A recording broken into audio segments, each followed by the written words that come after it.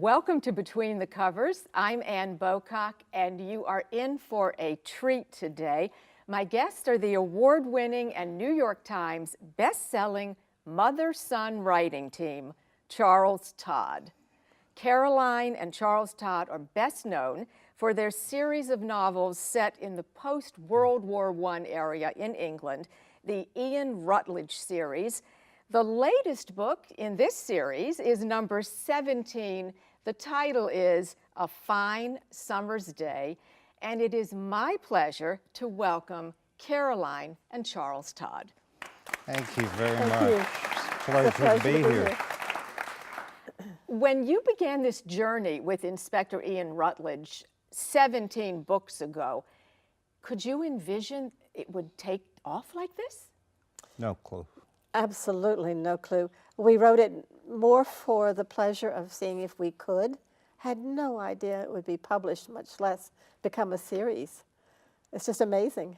Are people surprised that Charles Todd really is Caroline and Charles Todd? Not now, but when you started, you didn't let that be known. Absolutely. I walked into a bookstore once and said, "I'm Charles Todd. I've come to sign." And the bookstore owner looked at me as if I had two heads. You kept it kind of quiet for a while? Well, the primary concern, I think from the very beginning we were interested in doing this as a joint project. It wasn't hers or mine, it was our project.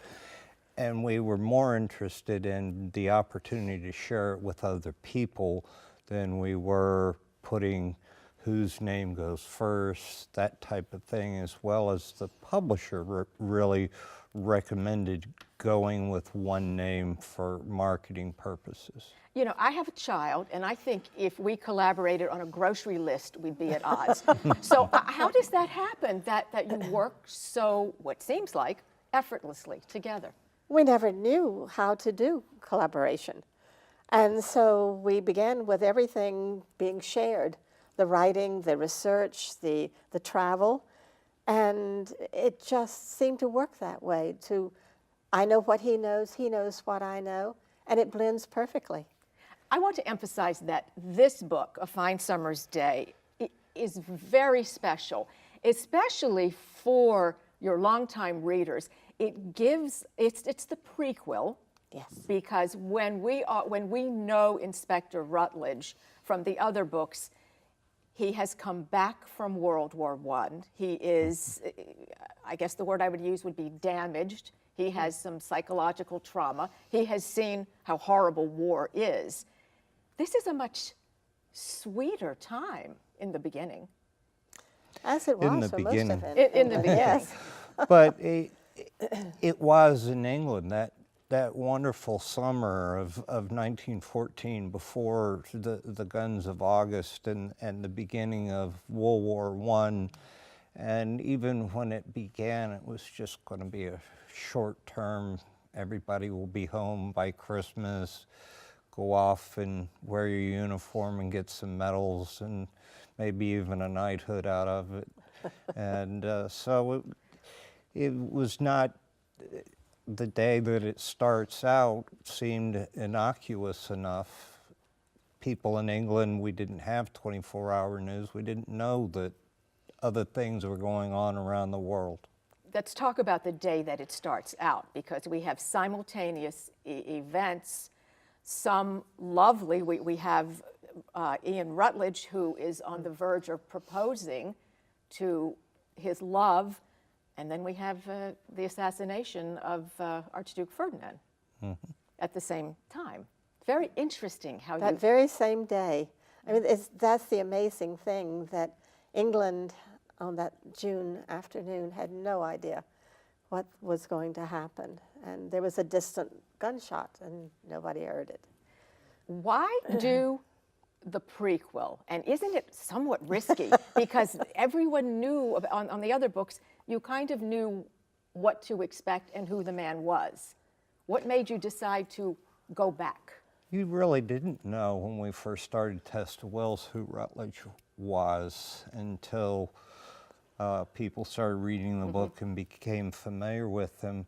But there's still a mystery in A Fine Summer's Day. It's Oh, yeah. still Rutledge and his career. It's just from a slightly different point of view, being in 1914 and not 1919, which is where the series actually began in the May of 1919. And your books are in chronological order, Yes. but you don't have to read them that way. They each No. stand alone. We write each one as if it were a standalone, and that keeps it fresh. We don't get to the point that we're tired of the characters and tired of the storyline. Just enough where if you're new to the series, you can pick it up, but not so much that if you've read the last 5 or 10, that you're digging through all the rehash one more time to get to the meat of the book. You know, it's so nice in this book, this is before the war, but before he is, the term you use, shell-shocked, which Yes. we could call PTSD today. That's right. They didn't have that name then. And what did they do? How pervasive was this? It happened more frequently than most people knew. We've heard stories about men who came home from the war, took care of everything that they felt it was their duty to deal with, and then they went out into the back garden and shot themselves. It was their way of dealing with something that they couldn't walk away from, couldn't change. I think it was Patton slapping the soldier in Italy In World War II. in World War II that really grabbed headlines. Yes. Because with shell shock or PTSD, first of all, we didn't understand it. Second of all, it was considered cowardice. How do you walk into a small town and say, I'm damaged from the war? You've got both arms, both legs, you haven't breathed gas. Why are you telling me when I've lost my father, my uncle, my 2 sons? What are you complaining about? You used the word cowardice. There was a line in the book that his fiancée, Jean, said that kind of cut right through me. And I can't say it verbatim, but she said if he was deciding whether, he didn't want to go to war. He was one saw that no did, purpose in it. He really saw no purpose. He didn't want to go. And she said she didn't want him to be seen as a coward. Right. Everyone was so excited about the war. They thought it was going to be a glorious adventure. Why wasn't he looking forward to it? But as he says to her at another point, he has seen the dead. He knows what it's really like. And I think that sums it up. He says he's a policeman, not a soldier. He's the one who tries to make sense or solutions to death and not cause death. That's right. And that's his reticence, along with the fact that he has a case that is very concerning to him, that he doesn't think it's getting the kind of attention it really deserves. He doesn't want to walk away and leave it undone. The war itself, World War I, even though we're on the brink of it in this book, is looming and plays such an important character itself. It's a shadow. And if you haven't read A Test of Wills, you're starting at the beginning. But for those who have read Test of Wills, you're coming back and seeing this man who is so different in 1914 from what he is in 1919.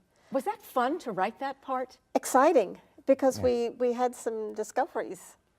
It was challenging in that, on the one hand, you wanted to do it justice. You wanted to make sure that what we had done in Test of Wills was not, we didn't want to contradict or overwrite what had already been written about his past.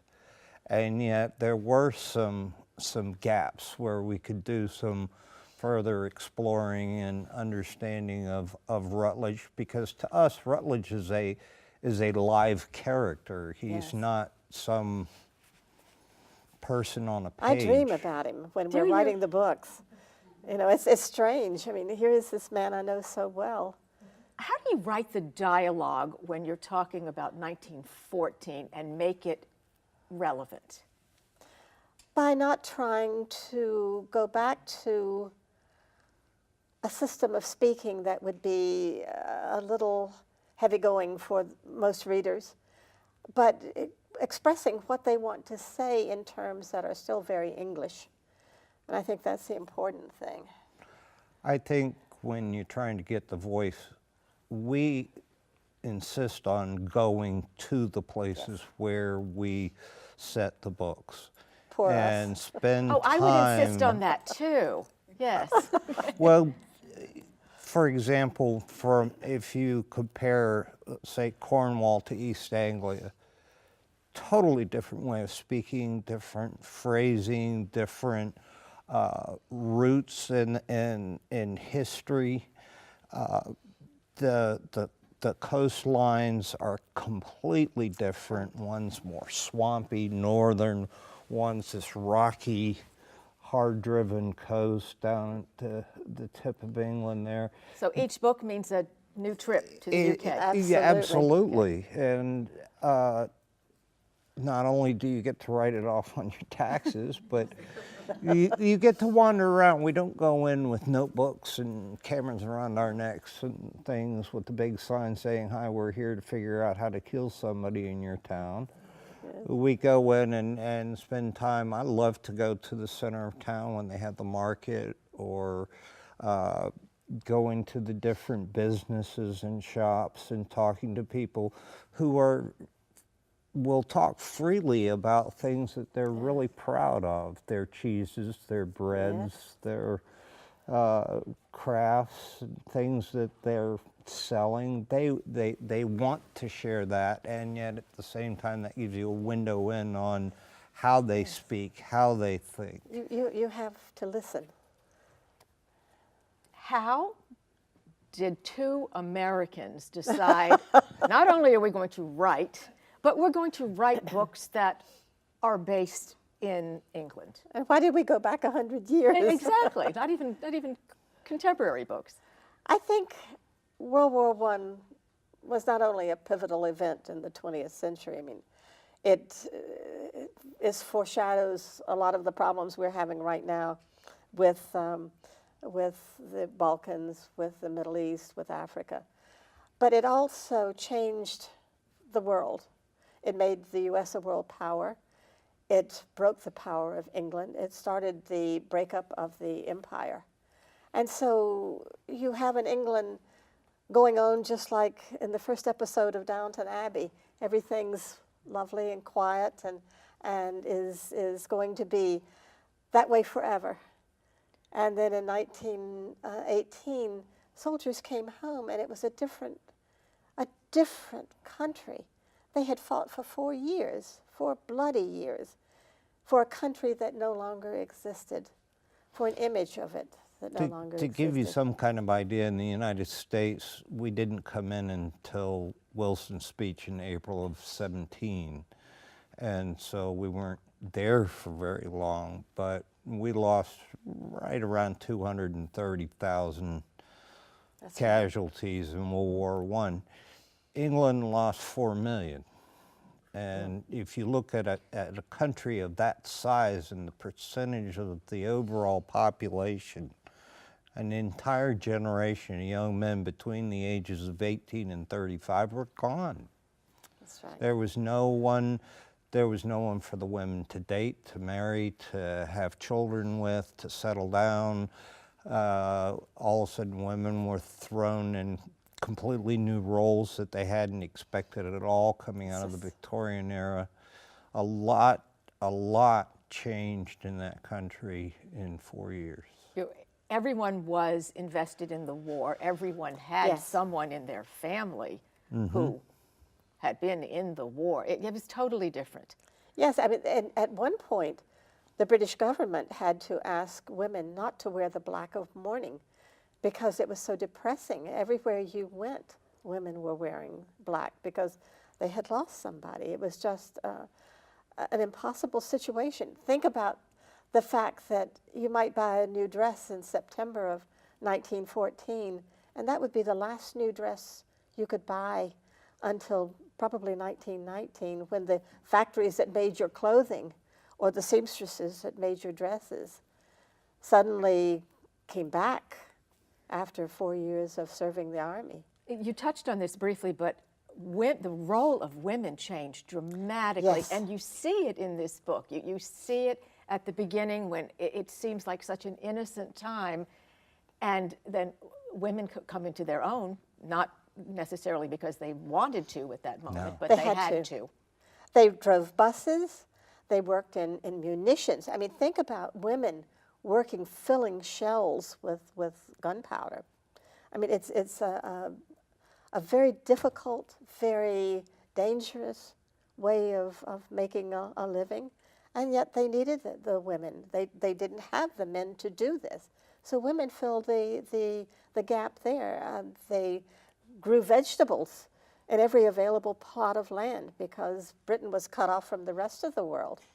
And just basic things like was- paying the bills, Yes, you know, Running the house. settling accounts and running the house. Even if you lived in a small farmhouse out in the back beyond, you still had basic provisions you had to purchase and things that you need, tradesmen you had to deal with, and when repairs were needed, there was no husband, brother, son to do it for you. You had to become self-reliant, because when they went away to war, except for some cases where they came home for leave briefly, they were gone. for 4 years. What I love about the character of Ian is that this is not contemporary, and he has to use his wits and common sense and other tools to solve these incredible stories and the murders. That was, I mean, there was no DNA, there were no cell phones, there is no the I mean, forensics. they had fingerprints, but they didn't have any way of comparing them. If you committed a crime in Liverpool, the people in London wouldn't be able to go through the thousands of prints to find a match. They didn't have the comparison microscope until 1926, where you could take two bullets, put them side by side to see if the markings were the same. So when you're writing, when you write something, do you then have to go and check, ooh, could this possibly have happened? Absolutely. Sometimes before, sometimes after. Okay. Sometimes when someone's pointed Sometimes out. Okay. when your editor says, did they say mind the gap in 1919? When did that phrase become common use?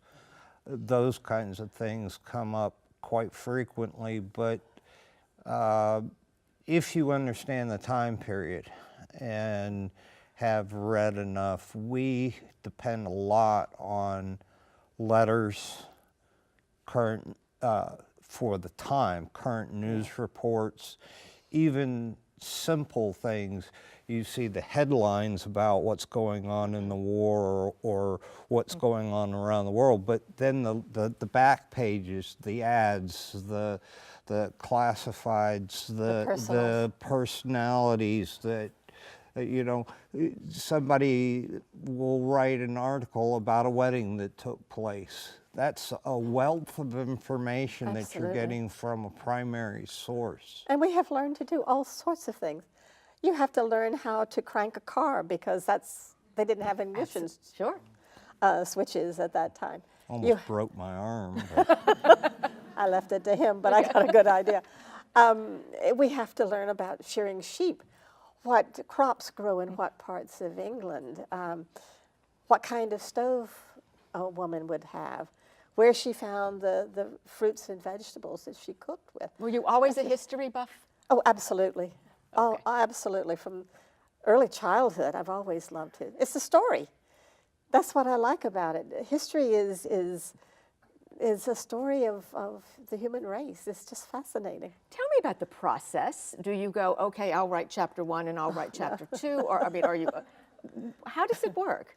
Somebody asked once if Charles wrote all the battle scenes and I wrote the rest of how the women dressed. But the fact of the matter is I can write as good a battle scene as he can because we've read the same material. But we work at everything as a joint process. And as long as we both know everything that the other person knows, we can understand the characters. We know how we're going to set up the scene, how we're going to change the atmosphere by having tension develop between one character and another. We work scene by scene, Yes. not chapter by chapter. It's you have this scene where, you know, Rutledge arrives in town and meets the constable, and then meets other people, and your cast of characters begins to grow. Plus, we don't outline, so it's character driven. You do not in its outline. plotting. I have no. never been able to outline. I couldn't do it in high school. I couldn't do it in college. I couldn't do it in grad school. I saw no point in It's starting I am it now. so glad you said that. That's refreshing to hear an author say that. Do you know, but you know before you start. No. You don't know how No. it's going No. to end? You don't know No. who did You don't it? even know who the killer is. Sometimes it's a race. My husband always says, you know, you're 2/3 of the way through the book, and I don't think you can finish this. And so you have, you know, you're challenged to go back and look at the clues and figure out who did it when you got to the end. Who's better at dialogue? Both of us are pretty good at it. Yeah. It's interesting. We'll have different and sometimes opposing perceptions of an individual character. That's so nicely put. And so I think one of the things you learn is you can, one or the other of us will kind of go off in one direction, and you learn a certain amount of patience to say, okay, let's play this through and see what happens. Yes. And I think the biggest thing, though, is to be willing to rip up 100 pages. Yes. That hurts, doesn't it? Oh, it does. It does, but I've read many, many books where they've gone off course and tried to correct it and get it back And in it doesn't line, come back. and it just, it never really gets back on course, and you're a lot better to just tear it up and move back. Find the place. It's not writer's block that's your problem. Find the place where it went wrong, and then move forward. That's right. And because you have so much time on your hands, you also write another series. Bess Crawford, The- Sister Bess Crawford. Bess Crawford. So you have a female protagonist in the other series. How many are we up to in the Bess series? We just turned in 7, which Yeah. is an, what's the title? Oh, A Pattern of Lies. Yeah. I have to stop and think. So you go back, you go from one to the other. Every Does 6 give you a break. months, Okay. book is due. That's right. And we tour with the books, and we copy edit them and line edit them for the editor, and And go to then with the England. Walnut Tree, we did a standalone and 2 novels all in 1 year, so that was kind of crazy. You're never not writing. No, we write No, short you're stories not. when we're bored. We've got about 25 published so far in short stories. Yeah. And then the 2 standalones, The Murder Stone and The Walnut Tree. And you are working on now? Or We're- are you on a break at the moment? No, we Nope. have done Bess. We've turned her in. She's in production, and that sounds terrible, but you know they're doing the design and the jackets, and now we're in the middle of Rutledge and have to have him in by the 1st of April. Does it get easier with each book? No, No. they're so complicated. Each book has its own set of problems. And when you have such a fan base, in my mind, it would be more difficult because you must stay true to your Yes. characters, You and can't you must cheat stay your true to reader. the era. You really can't. I think the one good thing was when Tessa Wills came out and did so well, we had already, because we enjoyed that experience, started writing Wings of Fire. And so when they called up and said, can we make it a 2-book contract? Can you have the manuscript here next week? We Just about made it. actually had something to give to them without that pressure of how are we going to, Yes. if we hadn't started on Wings of Fire and Tessa Wills had done so well, it would have been a lot harder to live up to it. We didn't live know up we had to to. live up to it. And And now that you was do. nice. No, we said that you write as a team. What we didn't say is you don't even live in the same state. We can't even work in the same room. Is No, I mean, a lot of email. yes, a lot of email. He has a place in my house, and I have a place in his house where I can go and work while he's in another part. It works out very well. A computer, I hope. Oh, you're not certainly yes. nobody's writing Yes. longhand these days. I mean, you do a scene to try something, but most of the time it's computer. Is there ever a time where one of you goes, "Oh, heavens, no, we're not doing that"? I don't know of anything. Or are you don't- much kinder if you don't agree? There's no gratuitous violence or sex. I won't do that. Okay. But everything, you have to look at what's best for the character, not what's best for you as the author. What works for that person? So in this, it would be Ian takes precedence. Yes. You know, I am That's ultimately who fascinated. wins the argument. Is Rutledge wins. Rutledge wins. Well said. Rutledge wins. I am fascinated by the process. I love the books. It's been just a delight to have you in the studio. And I want to thank you for creating Scotland Yard's Ian Rutledge. Caroline and Charles Todd, better known as the writing team of Charles Todd, I want to thank you so much. The new book, A Fine Summer's Day, beautifully written. I also want to thank Murder on the Beach Mystery Bookstore in Delray Beach. I'm Ann Bocock, and until next time, you have been watching Between the Covers.